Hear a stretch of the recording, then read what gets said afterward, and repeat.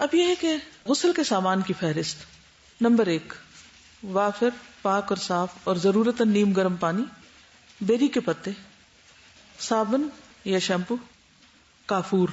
اب یوں سمجھے، بیری کے پتے، صابن، کافور، کیمفر، کنگھی یا نہ بھی ہو تب بھی کام چل جاتا ہے، ہاتھ بھی کنگھی بن جاتے ہیں، روئی، ڈسٹ بن، کپڑے یا ربڑ کے دستانے، گلوز، جسم خشک کرنے کے لیے تولیہ یا کوئی بھی صاف کپڑا، رنگین چادریں جو میت پر پردے کے لیے یا اٹھانے کے لیے استعمال ہوں گی.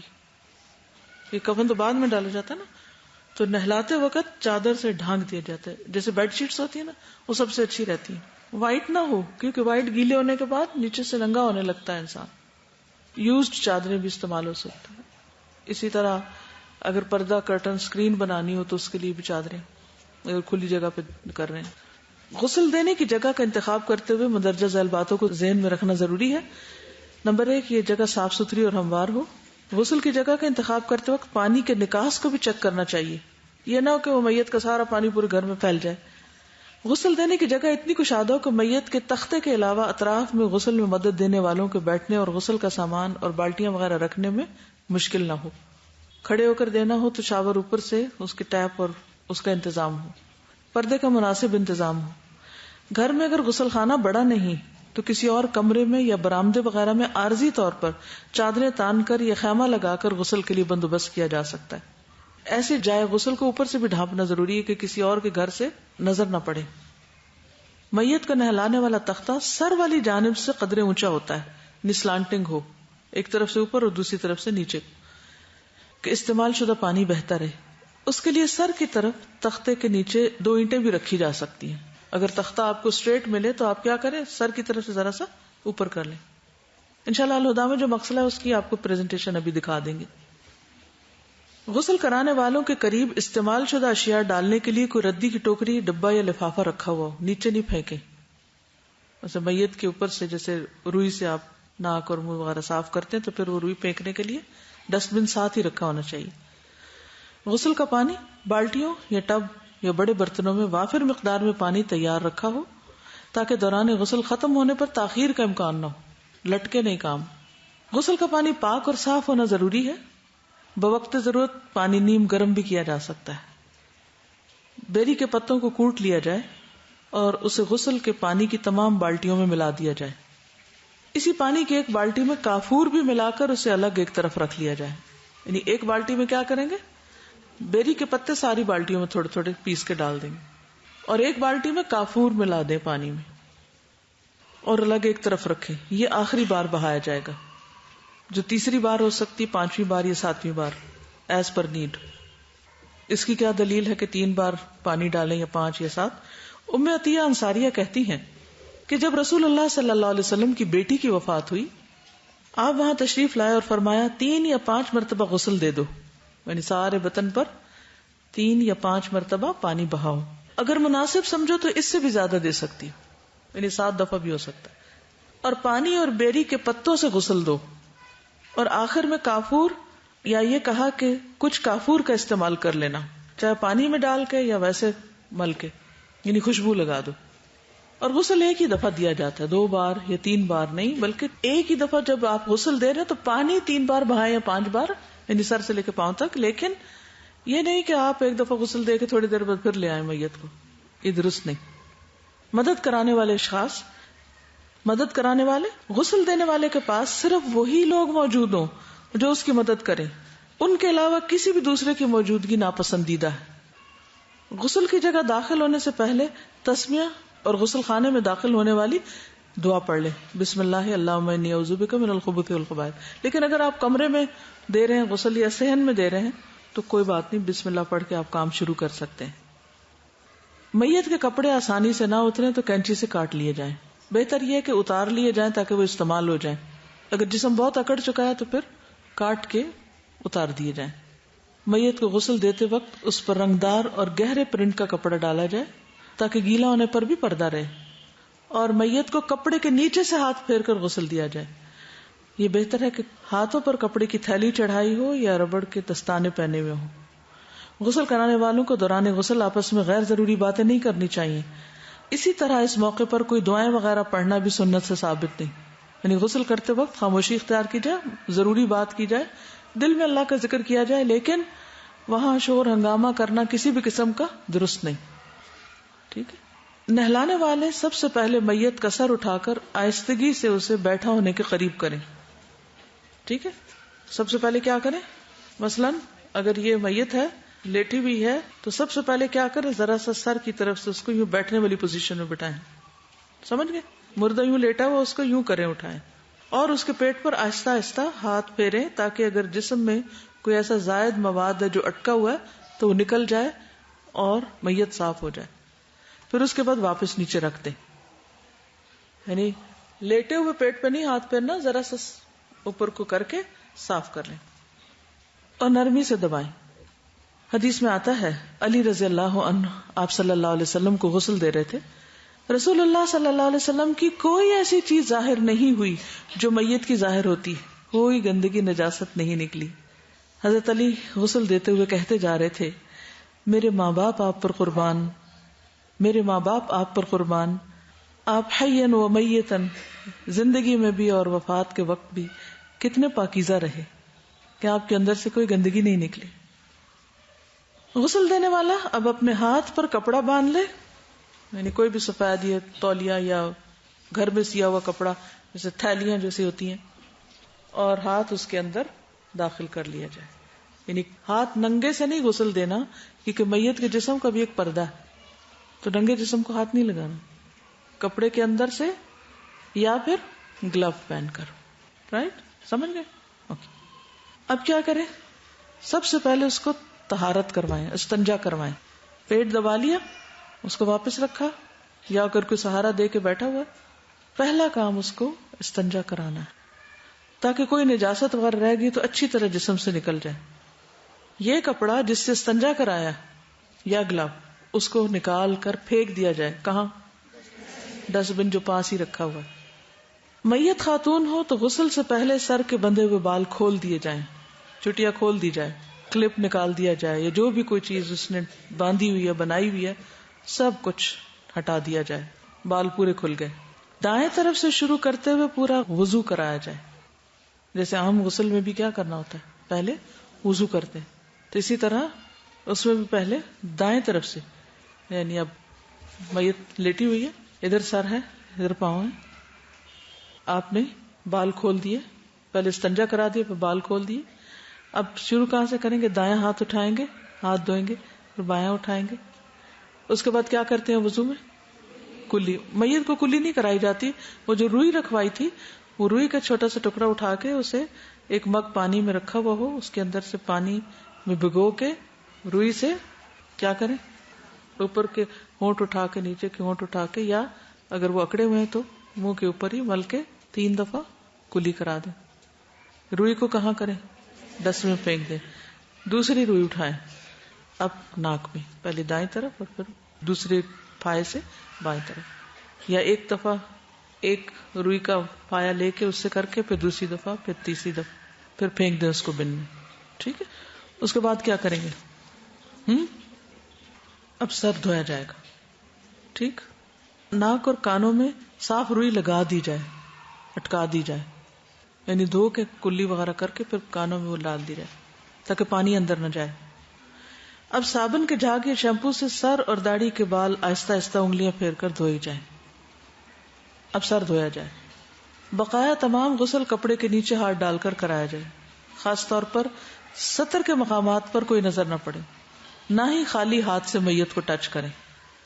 اب یہ جو بات ہے نا, اس کے بارے میں حدیث میں آتا ہے, ام عطیہ کہتی کہ آپ کی بیٹی سیدہ زینب کی میت کو غسل دلانے کے موقع پر نبی صلی اللہ علیہ وسلم نے فرمایا, دائیں طرف اور وضو والی جگہوں سے شروع کرو, یعنی ہاتھ وغیرہ اور کلی اور ناک اور چہرہ. اور وہ ابو سعید خدری سے روایت ہے کہ رسول اللہ صلی اللہ علیہ وسلم نے فرمایا, کوئی مرد کسی مرد کے سطر کو نہ دیکھے, اور مرد کا سطر ناف سے لے کر گھٹنوں سمیت ہوتا ہے. کوئی عورت کسی عورت کے سطر کو نہ دیکھے. پہلے میت کے جسم کے سامنے والے حصوں کو صابن سے دھویا جائے, گردن کی دائیں طرف سے لے کے دائیں پاؤں تک, اور بائیں پہلو کے بل ہلکی سی کروٹ موڑ کر دائیں طرف کا پچھلا حصہ دھو لیا جائے. اسی طرح بائیں طرف, یعنی آپ نے منہ پہ ہاتھ پہ لیا, پھر اس کے بعد سر کے ساتھ ہی منہ بھی دھو لیں گے، ناک وغیرہ صاف کر کے. اب کیا ہوگا، یہ دائیں ساری سائڈ ایک دفعہ دھوئی جائے گی سامنے سے پاؤں تک، اور پھر اس کو ذرا سا بل دے کے پچھلی طرف بھی دھو دی جائے گی آدھی. ٹھیک ہے.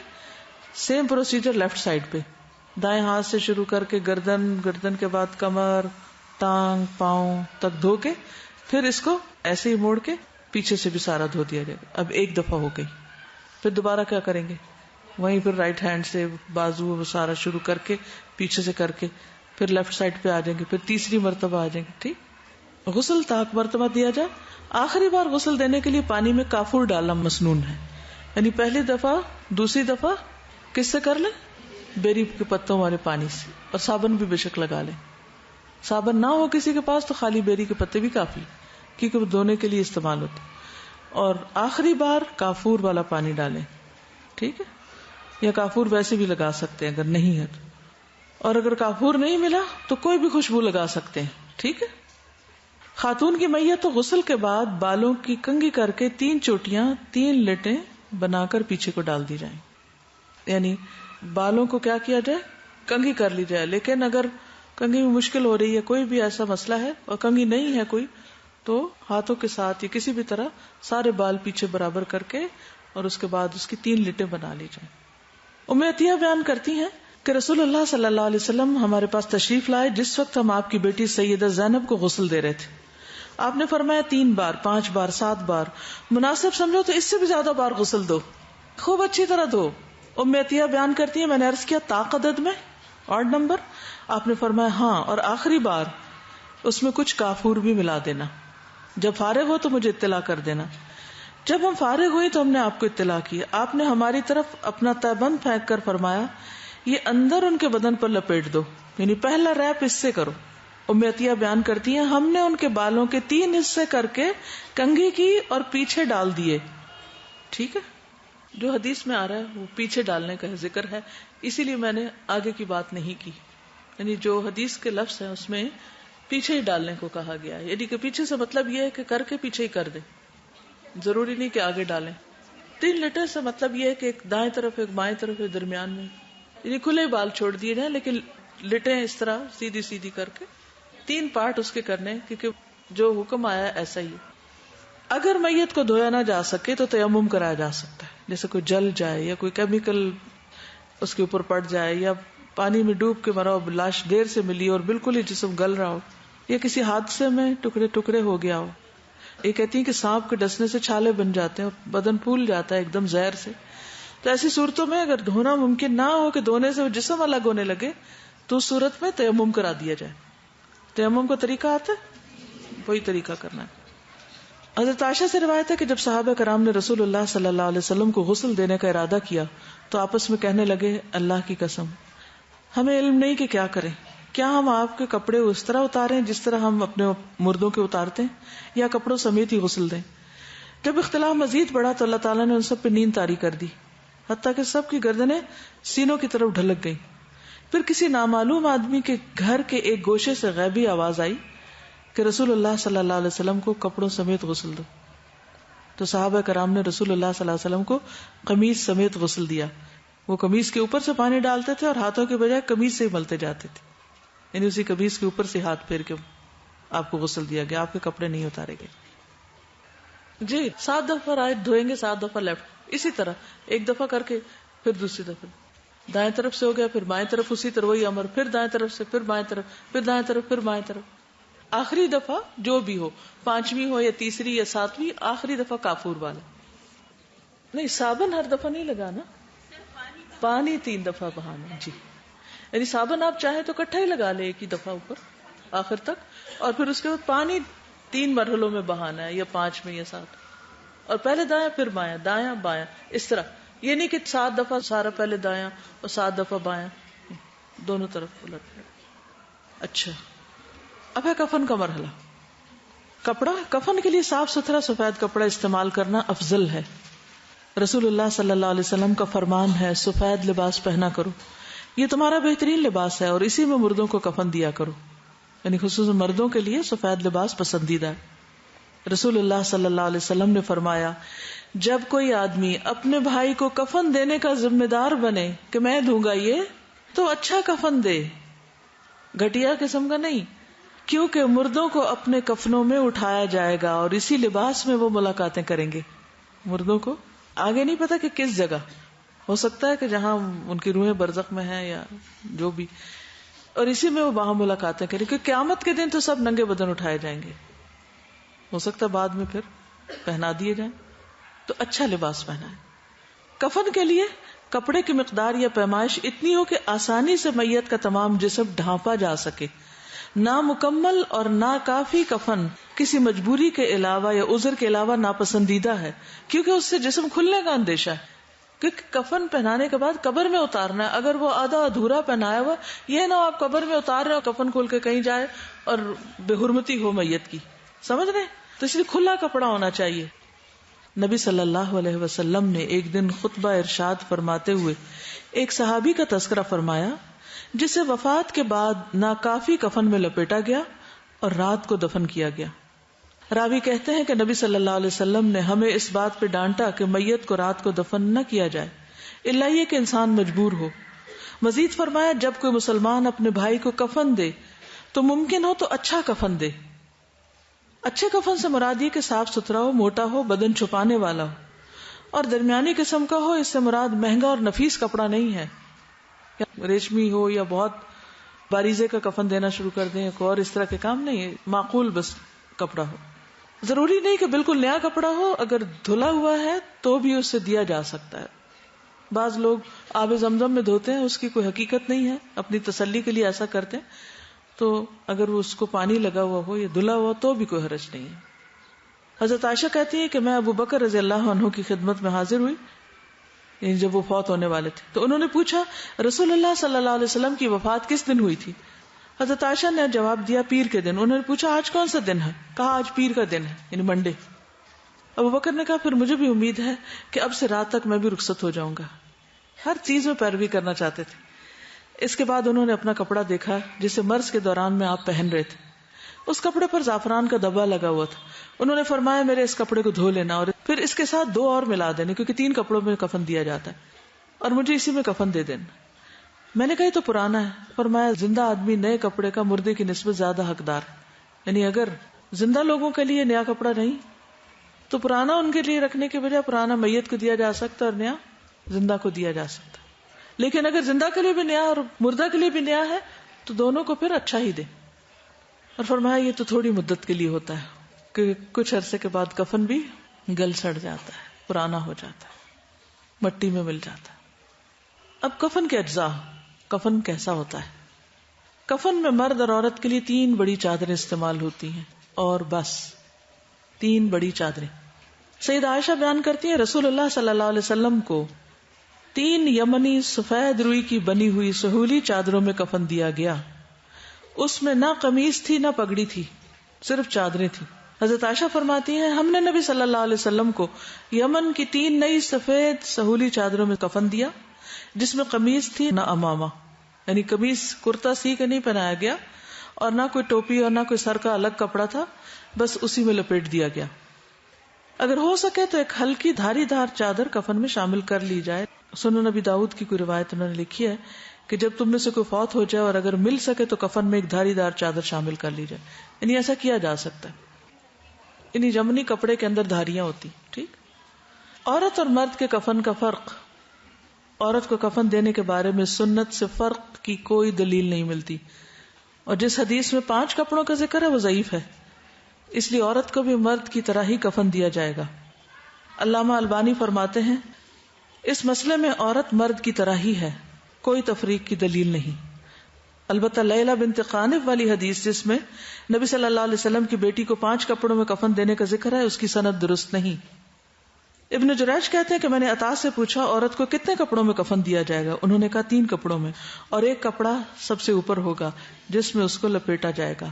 میں نے کہا وہ دوپٹہ نہیں ہوگا؟ انہوں نے کہا نہیں، لیکن کپڑوں کو پیٹیوں کے ساتھ اس طرح جمع کر دیا جائے گا کہ اس کی حیت مردوں جیسی ہو جائے گی، یعنی عورت کی جو سینہ ہے یا باقی جسم اس کو لپیٹا اس طرح جائے گا کہ وہ پتہ نہیں چلے گا کہ عورت ہے یا مرد ہے.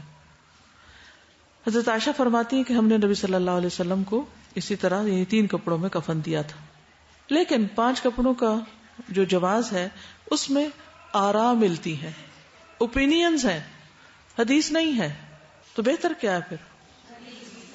حدیث بہتر ہے. ابن سیرین کہتے ہیں کہ عورت کو 5 کپڑوں میں کفن دیا جائے: قمیص، دوپٹہ، باندھنے کے لیے کپڑے کا ٹکڑا، 2 چادریں جن میں میت کو لپیٹا جاتا ہے. ابن سیرین یہی حکم دیا کرتے تھے کہ کپڑا عورت کے بدن پر لپیٹا جائے، ازار کے طور پر نہ باندھا جائے، الگ نیچے کا اور الگ اوپر کا سینہ بند یہ نہ کیا جائے، بلکہ اکٹھا ہی لپیٹا جائے. حسن بصری کہتے ہیں کہ عورت کے لیے 5واں کپڑا چاہیے جس سے قمیص کے تلے رانے اور سرین باندھی جائے. یہ ان کا اپنا اوپینین ہے. ابن سیرین کے نزدیک 5 کپڑوں کی ہیئت اس طرح بنتی ہے: قمیص، دوپٹہ، باندھنے کے لیے کپڑے کا ٹکڑا اور 2 چادریں. حسن بصری کے نزدیک قمیص، دوپٹہ، تہبند، 2 بڑی چادریں. پھر وہ ورژن الگ الگ ہو جاتے ہیں. کپڑا کم ہو اور میتیں زیادہ ہوں، بعض ہنگامی حالت مثلا جنگ، آفت یا سفر وغیرہ میں میتیں زیادہ اور کفن ناکافی ہوں تو ایک کپڑے میں بھی دفنایا جا سکتا ہے. سمجھ آ گئی؟ 3 مسنون ہے لیکن ایک میں بھی دفن کر سکتے ہیں اگر نہیں ہے کسی کے پاس، جیسے شہدائے احد کے ساتھ کیا گیا.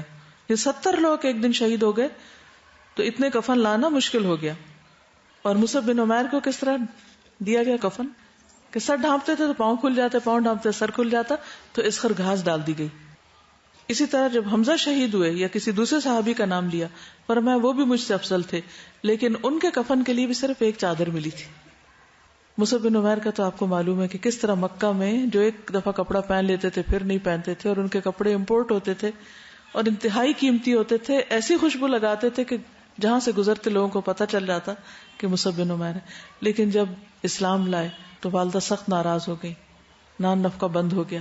پھر جب مدینہ ہجرت کی تو جا کر دن رات قرآن پڑھانے لگے اور نبی صلی اللہ علیہ وسلم کی آمد سے پہلے پورا ماحول تیار کر دیا، بے شمار لوگوں کو مسلمان کیا. اور جب دنیا سے جانے کا وقت آیا تو ایک کپڑا بھی پورا نہیں ملا، لیکن کیا اس سے ان کی قدر و قیمت کم ہو گئی؟ ان کے لیے ہمارے دلوں میں کتنی عزت اور محبت. تو انسان کی عزت اس کے کپڑوں کی وجہ سے نہیں ہوتی، یہ ہمارے خود ساختہ معیار، اس کے کام کی وجہ سے وہ اللہ دلوں میں محبتیں ڈال دیتا ہے. تو اصل فکر اس چیز کی ہونی چاہیے کہ زندگی کیسے گزر رہی ہے. اب یہ کہ کفن ایک طرف رکھ لیا جائے اور اس کے بعد یہ کہ میت کے جسم کو خشک کر کے احتیاط سے اس کے اوپر، کفن کے اوپر جا کے لٹایا جائے. ابھی آپ کو تھوڑا سا دکھائیں گے بھی. خوشبو، میت کو کفن سمیت عود کی دھونی دینا مستحب ہے. عود کی دھونی دینا، بخور نہیں کرتے. نبی صلی اللہ علیہ وسلم نے فرمایا جب تم میت کو خوشبو کی دھونی دو تو 3 مرتبہ دو، یعنی وہ دھواں کر کے تو 3 دفعہ اس کے آس پاس پھیر لیا جائے.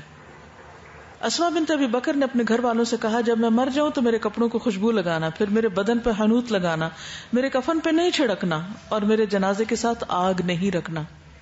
ابراہیم نخی کہتے ہیں کہ میت کے کپڑوں کو خوشبو کی دھونی دی جائے گی اور اس کی سجدے کی جگہ پہ حنوط لگائی جائے گی، خوشبو ماتھے پہ، پیشانی پہ، ہاتھ پہ، پاؤں پہ. دھونی دینا ممکن ہے تو میت کو عطر بھی لگایا جا سکتا ہے لیکن الکوہل والا نہ لگائیں. پھر اگر کوئی حالت احرام میں فوت ہو گیا ہے تو اس کا کفن فرق ہوگا، اس کا سر نہیں ڈھکا جائے گا، اس کو خوشبو نہیں لگائی جائے گی کیونکہ وہ حالت احرام ہے اور قیامت کے دن لبیک پکارتا ہوا اٹھے گا. ایک صحابی میدان عرفات میں اپنی سواری سے گر گئے، اونٹنی نے ان کی گردن توڑ دی اور وہ وہیں وفات پا گئے. چنانچہ نبی صلی اللہ علیہ وسلم نے ارشاد فرمایا اسے پانی اور بیری کے پتوں سے غسل دو، 2 کپڑوں میں کفن دو، کیونکہ وہ احرام میں تھا نا. خوشبو نہ لگاؤ، نہ اس کا سر اور چہرہ چھپاؤ، نہ حنوط لگاؤ، یہ قیامت کے دن تلبیہ کہتے ہوئے اٹھے گا. البتہ عورت کا چہرہ ڈھانپا جائے گا، احرام کی حالت میں اگر وہ فوت ہو جاتی ہے تو کفن میں ڈھانپا جائے گا تاکہ نامحرم اس کو نہ دیکھ پائیں، خواہ وہ احرام کی حالت میں.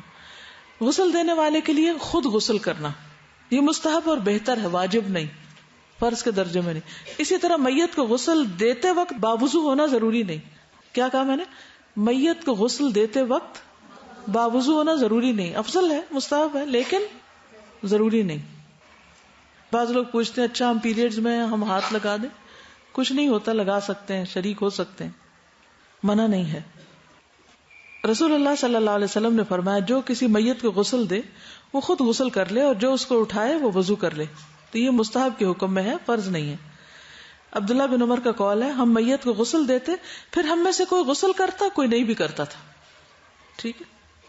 پھر چند احتیاطیں، ہر لپیٹا جانے والا کپڑا قدر مضبوطی سے لپیٹا جائے گا، اور ہر پلڑا خوب پیچھے تک کیا جائے گا تاکہ تدفین کے وقت کھل نہ جائے. کفن اس طرح لپیٹا جائے گا کہ دفن کرتے وقت میت محفوظ رہے. میت کو بستر سے غسل کے تختے تک اور غسل کے بعد کفن بچھے کھاٹ پر ڈالنے کے لیے چادر سمیت اٹھایا جائے. ایسے نہیں اٹھا لیں، یعنی چادر کے اندر اٹھائیں. خاتون کی میت اٹھانے میں اگر مشکل ہو، جسم بھاری ہو، تو محرم مردوں سے بھی مدد لی جا سکتی ہے. یعنی جس ڈیتھ بیڈ سے اٹھا کے تختہ غسل پر اور پھر تختہ غسل سے اٹھا کر کفن والی جگہ پر. غسل دلانے کے بعد اوپر والی گیلی چادر نکالنے اور جسم خشک کرنے کا سارا عمل اوپر سے خشک چادر تان کے کیا جائے تاکہ پردہ رہے. پردے کا اہتمام ہر مرحلے پر. جسم خشک کرنے کے بعد میت کو غسل کے تختے سے اٹھانے سے پہلے اسی طریقے سے نیچے چادر بچھائی جائے گی جس طرح پہلے نکالی گئی تھی. یعنی ایک طرف سے کر کے پھر دوسری طرف سے پھر نیچے سے کھینچ لی جائے. کوئی نامحرم مرد کسی عورت میت کا چہرہ نہ دیکھے، نہ ہی کوئی نامحرم عورت کسی مرد میت کا چہرہ دیکھے. اجنبی عورت کے چہرے اور ہاتھ کو کوئی بھی نہ دیکھے. اب آپ کو اس وقت پریزنٹیشن انشاءاللہ دکھائیں گے جس میں مقصلہ دکھائیں گے اور آپ کو یہاں کفن ڈالنے کا طریقہ بتائیں گے ابھی انشاءاللہ. اس کے بعد آپ سے کلاس میں ایکٹیویٹی کرائی جائے گی. تو آپ سب کیا کریں گے، اپنے گھروں سے 3 کپڑے لے کر آئیں گے، چاہے 3 دوپٹے ہی لے کر آئیں. آپ میں سے ہر ایک کو پریکٹیکلی کرنا ہے یہ کام. ٹھیک، یہ آپ کا ہوم ورک ہے، یہ کلاس ورک ہے. یہاں آپ کو صرف ڈیمو دکھا دیا جائے گا اور آپ کی ٹیچرز کو مزید ٹرین کر دیا جائے گا تاکہ صحیح طور پر سکھا سکیں. مغسلہ، یہ الہدا کا مغسلہ ہے. مغسلہ کہتے ہیں جس میں غسل دیا جاتا ہے. یہ پیچھے جو روم ہے نا، تو آپ اس کی تصویر دیکھ رہے ہیں، یہ اسٹریچر ہے جس کے اوپر میت کو لا کر رکھا جاتا ہے، جیسے گھر سے لائیں یا ایمبولینس سے اتار رہے ہیں. نیکسٹ، یہ ٹیبل ہے جس پر میت کو واش کیا جاتا ہے. اوپر سے آپ دیکھ رہے ہیں شاور کی طرح وہ پائپ رکھا ہوا. نیکسٹ، یہ کفن والا ٹیبل ہے، اس پر نہلانے کے بعد اس پہ ڈالا جاتا ہے. نیکسٹ، یہ ساتھ اگر کوئی بیٹھنا چاہے تو کرسیاں رکھی ہوئی ہیں، بالٹی ہے، بن ہے، مگ ہے، ٹب ہے جس میں پانی کے اندر بیری کے پتے وغیرہ ڈال کے رکھ دیے جائے پاس. یہ کفن کے مختلف اجزاء وغیرہ ہیں، ریکوائرڈ تھنگس، یہ ساری موجود ہیں اس میں. یہ آپ اوپر 2 چھوٹی چھوٹی دیکھ رہی ہیں ٹاول کے اوپر ٹکیاں، یہ ٹکیاں کافور کی ہیں. یہ کاٹن ہے، عام کاٹن رول جو ہوتا ہے. پھر اسی طرح یہ گلوز وغیرہ اکٹھے رکھے ہوئے ہیں. پھر سیزرز ہیں اگر ضرورت پڑے. یہ کفن پیکج ہے الہدا کا. پھر دعائیں بھی ہیں کفن کے اندر ہم نے رکھی ہوئی ہیں تاکہ اس وقت دوسروں کو بانٹ دی جائیں. لائٹ آن کریں اور چادریں بچھائیں. یہ تینوں چادریں اس طرح بچھا دیں گے جیسے بیڈ شیٹ بچھاتے ہیں نا، ایک بیڈ شیٹ کی بجائے 3 بیڈ شیٹس اوپر نیچے. یہ بیری کے پتے ہیں. ٹھیک ہے، انشاءاللہ اس کے بھی ڈرائی پتے آپ کو پیک یہاں سے اویلیبل کریں گے. اس کو رگڑ کے مل کے کیا کریں، بالٹی میں ڈالیں. یہ 3 چادریں دیکھ رہے ہیں، نظر آ گئی 3 چادریں. اوکے، اچھا اب آپ کیا کر رہے ہیں، رائٹ سائڈ سے یا لیفٹ سائڈ سے؟ پہلے کوئی اس میں شرط نہیں ہے کہ رائٹ یا لیفٹ. یہ آپ دیکھیے، پہلی چادر پوری طرح نیچے اچھی طرح اندر کی جائے گی. خوب کس کے اندر ریپ کریں گے تاکہ جسم سمٹ جائے. ٹھیک، اب ادھر سے یہی چادر آپ دیکھیے، ادھر لے جائیے. پر اوپر سے آپ دیکھ رہے ہیں اس کو ذرا سا منہ سے ہٹا لیا گیا. ابھی دوسری چادر خوب کس کے اوپر کی طرف سے بھی تاکہ سینہ جو ہے وہ خوب کھینچ کے وہاں سے کھینچ کے سینے کی طرف سے کھینچ کے ڈھیلا نہ رہے. یہ آپ دیکھ رہے ہیں ڈبل ہو رہا ہے نا کپڑا، تو سینہ خود بخود چھپ جائے گا. یہ آپ دیکھ رہے ہیں سینے پہ خود بخود وہ آ رہا ہے. 3 چادریں. ٹھیک ہے، سمجھ آ گئی. اب یہ آپ دیکھ رہے ہیں الگ سے سکارف بنانے پہنانے کی ضرورت نہیں. وہ جو چادر کا کپڑا ہے اسی کو سر پہ کریں گے. یدنین علیہن من جلابیبہن. آیت سمجھ آئی؟ یدنین علیہن من جلابیبہن، بس اسی چادر کا ہی گھونگھٹ اوپر کو آئے گا. ان کا سر ذرا سا اوپر کر کے ان کو تھوڑا سا ایسے کر کے دکھا دیں. یہ آپ دیکھ رہے ہیں یہ اوپر والی لیئر سے سر ڈھک رہا ہے، لٹیں پیچھے ہی ہیں. دوسرا اوپر بوقت ضرورت کھولا بھی جا سکتا ہے. پھر تیسرا مزید اوپر، اور پھر اوپر سے یہ سارا جیسے پاؤں کی طرف سے باندھا گیا ہے اسی طرح یہاں سے بھی یہ پٹیاں لگ گئی. اب اس سے آپ دیکھیں گے کہ اٹھانا دونوں طرف سے کپڑا ایکسٹرا ہے، اٹھانے میں بھی آسانی رہے گی اور رکھنے میں بھی. کسی ایکسٹرا سلائی کی دھلائی کی اور کاٹ پھانٹ کے ادھر سکارف پہنایا جا رہا ہے، ادھر پجامہ چڑھایا جا رہا ہے، ادھر قمیض سلائی جائے, کچھ کرنے کی ضرورت نہیں. کتنا سمپل ہے, علیحدہ علیحدہ. اور وہ جی گھر میں مشین کھول کے بیٹھ جاتے ہیں, کرتا سیئیں, کٹنگ, اور پھر وہ ایک پینک ہی شروع ہو جاتی. کس قدر سمپل ہے. یہ ہے مسنون طریقہ. سمجھ آ گئی سب کو؟ سمپل 3 چادریں. اس کا اگر آپ میں سے کسی کو اچھی تصویر بنانی آتی ہے یا ڈرائنگ کرنی آتی ہے تو اس سارے عمل کو, یہ آپ دیکھ رہے ہیں اب سینہ نظر آ رہا ہے, کوئی سینہ بند باندھنے کی ضرورت ہے یا کوئی ضرورت نہیں ہے, کچھ کرنے کی ضرورت نہیں, سمپل بس. کیونکہ یہ بعض اوقات ایسا ہوتا ہے نا کہ کوئی لاسٹ مومنٹ پہ پہنچتا ہے, کھولنا پڑتا ہے چہرہ دکھان, بس اسی کو ہٹا دیں, اسی کو واپس بند کر دیں, دیٹس اٹ. جی اگر سم ٹائم بلیڈ کریں تو روئی کس لیے, روئی وغیرہ ساتھ ہی رکھ دی جائے, سارے سوراخ جو ہے نا کان ناک ان کے اوپر روئی رکھ دی جائے ایز پر نیڈ. اور اگر دیکھیں کہ کوئی بہت ہی ایکسٹرا ہو رہی ہے تو نیچے ہلکا سا کوئی ایسا پلاسٹک یا کچھ ایسی چیز بھی رکھی جا سکتی تاکہ چارپائی سے باہر نہ آئے. پیمپر پہنایا جا سکے. جی ہاں, جیسے گولیاں لگ جاتی ہیں, بعض اوقات ایسے حادثوں میں فوت ہوتے ہیں کہ بلیڈنگ رکتی ہی نہیں ہے, اسے بلیڈنگ کے ساتھ ہی دفن کر دیا جائے. ٹھیک ہے, آ گیا طریقہ, کس کو نہیں آیا؟ اب آپ نے اس کو پریکٹیکلی کلاس میں کرنا. آپ لوگ کیا کریں گے, کوئی گڑیا لے آئیں یا کوئی بھی سرہانہ ہی رکھ لیں, کچھ بھی, ہر گروپ اپنا اپنا ایک انتظام کرے. اور 3 جیسے ہوتے ہیں نا ٹیبل کلاتھ ہوتے ہیں یا روٹی کے کپڑے ہی صحیح, کوئی بھی 3 کپڑے لا کے اس کے اوپر آپ نے کر کے دیکھنا ہے اس کو, تاکہ ایسا نہ ہو کہ جس وقت کبھی ضرورت پڑے یا کسی کو بتانا ہی پڑے یا آپ آگے انشاءاللہ سکھائیں گے بھی تو پھر اس وقت آپ کو کوئی مشکل پیش آئے. اب یہ سمپل 3 چادریں ہیں, دیٹس اٹ. انہیں کو طے کر کے, اور یہ گلوز ہوتے ہیں بالکل, یہ ایک تو تھے نا ڈاکٹرز والے اور ایک یہ بالکل سمپل سے, تو اس میں استنجے کے وقت اور پھر بعد میں الگ الگ. یہ کافور کی یہ ٹکیاں ہوتی ہیں جو پانی میں ڈال کے آخری دفعہ, رائٹ. اور یہ بیری کے پتے ہیں. یہ سب کچھ اویلیبل ہے الحمدللہ اسٹال کے اوپر. ہر شخص ہاتھ لگا کے خود کام کرے تاکہ کرنا آئے, رائٹ, انشاءاللہ تعالی. جی ایک پاؤں پہ, ایک درمیان میں, ایک اوپر نہیں, فیس پہ نہیں آئے گی. فیس پہ کچھ پگڑی پٹی سکارف کچھ بھی کرنے کی ضرورت نہیں. جیسے بیلٹ باندھتے ہیں ویسٹ پہ, جب قبر میں اتارتے ہیں تو یہ جو ناٹس ہیں سر والی یہ کھول دیتے ہیں, مردے کو اٹھا کے بٹھایا جاتا ہے نا. پھر ہمارا دین بہت آسان ہے. اب مثلا کوئی علاقہ ایسا ہے جہاں مشینیں ہیں ہی نہیں سلائی کی, یا کوئی جگہ ایسی ہے, تو اگر ہمیں پابند کر دیا جاتا کہ کپڑا سی کے پہننا ہے, کتنا مسئلہ ہوتا ہے. اس میں ہو سکتا ہے لوگ آپ کی مخالفت کریں, آپ سے جھگڑنا شروع کر دیں, یہ کچھ بھی کریں. یہ حدیثیں آپ کے پاس ہونی چاہیے کہ نبی صلی اللہ علیہ وسلم نے کوئی فرق نہیں بتایا اور 3 کپڑوں کا ہی کہا. اور یہ جو باقی چیزیں نا یہ لوگوں کی اوپینین ہے, ایسا کر لیں سہولت کے لیے, کاٹ لیں, اوپر کر لیں, نیچے کر لیں. جیسے چادر کا ہم یہ جبہ وغیرہ بنا کے پہنتے ہیں, یہ تو سہولت کے لیے ہے, آرام ہے, لیکن اصل چیز کیا ہے, سمپلسٹی. جی پچھلے دنوں میں ایک ڈیتھ پہ گئی ہوں, وہاں پہ صرف اس کو میت کو غسل دینے میں انہوں نے اس لیے دیر کی کہ جی جو کفن آیا ہے اس میں سلا ہوا پجامہ نہیں ہے. او ہو. اور میت کو پہنانے میں کس قدر مشکل, ٹانگیں اٹھاؤ, اس کو پجامہ پہناؤ, بھائی کیوں.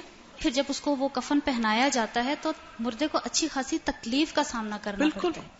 اور اپنے آپ کو کتنی تکلیف میں ڈالا, اور بے حرمتی بے پردگی بھی بعض اوقات ہوتی ہے. نہیں ایکسٹرا نہیں تھا, وہ تہمت جو دیا نا کہ اندر کے حصے میں ڈال دو, اس کا مطلب یہ تھا کہ پہلی لیئر جو جسم کے ساتھ لگے گی وہ تہمت کی ہو جائے, اس کے بعد 2 چادریں اوپر, اور ٹوٹل 3 ہوگی. نہیں دے سکتے, باپ بیٹی کو نہیں دے گا غسل, ماں دے سکتی, ماں بیٹی کو دے سکتی ہے, باپ بیٹے کو دے گا, مرد کو دے گا. استاذہ جب سونامی آیا تھا انڈونیشیا میں, اس کے بعد سے ایک چیز جو تھی, اس کا ایک کوشچن ہے میرے مائنڈ میں کہ بہت سی باڈیز جو تھی انہیں ایک گڑھا کھود کر اس کے اندر ڈال دیا گیا تھا, اور کرینز تھیں بہت زیادہ. تو میں یہ سوچ رہی تھی کہ اس میں میل اینڈ فیمیل اکٹھی باڈیز تھیں, تو کیا حادثات پھر ایکسیپشنل ہوتے ہیں, کیا کیا جا سکتا ہے. وہاں سب کپڑا ہی بہہ گیا, کپڑا بھی کتنا پہنچائے, یا پھر کپڑا آنے کے دوسرے ملکوں سے یا شہروں سے انتظار میں وہ پہلے ہی ان کی حالت خراب ہے, تو وہ تو ایکسیپشنل کیسز ہیں. کریش ہو جاتے ہیں, باڈیاں کہیں بکھر جاتی. پانی اویلیبل نہ ہو تو صرف ہاتھوں کو جس طرح وہ مٹی لگا کے اور چہرے پہ بھی مٹی پھیر کے, اور بس.